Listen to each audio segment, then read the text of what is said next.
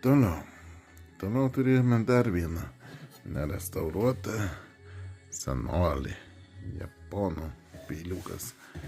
Nerestauruotas, kaip sakau, bet be galo daug dirbęs, be galo senas peilis.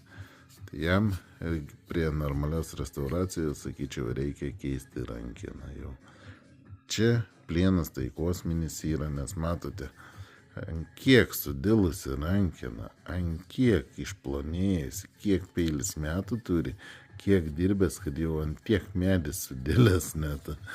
Jau jis labai plona jaučiasi rankui, jau reikia kažką pakeisti, kitokią rankinėlę, manau. Aišku, dirbti dar galėtumėt, bet jau nebe tas toks gal smagumo trūksta.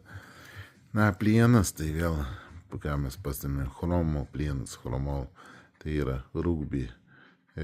Kia gamintojas rugby, čia vieni geriausių peilių mano irgi sutiktų, nes kur jau rugby, tai visi peiliai kosminių kietumų ten.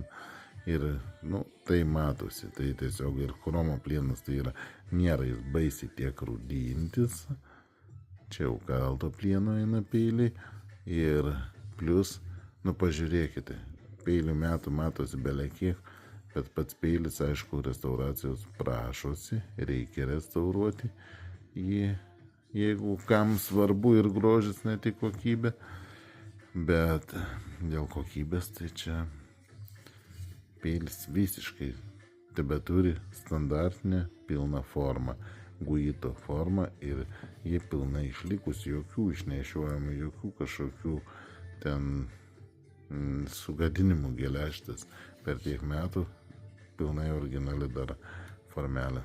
Tai žodžiu, kas jau norite pridėti pirštus prie šito peiliuko, drąsiai galite statyti, turėsit kokybišką plieną. Tikrai kokybišką plieno peilį.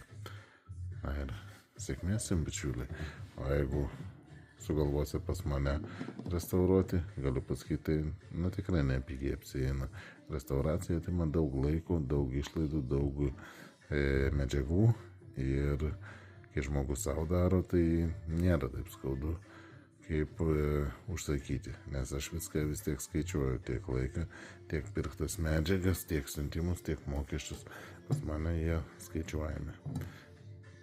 Pirkit, patys pridėkit pirštus ir pamatysit, bus superinis smagus peiliukas. Iki.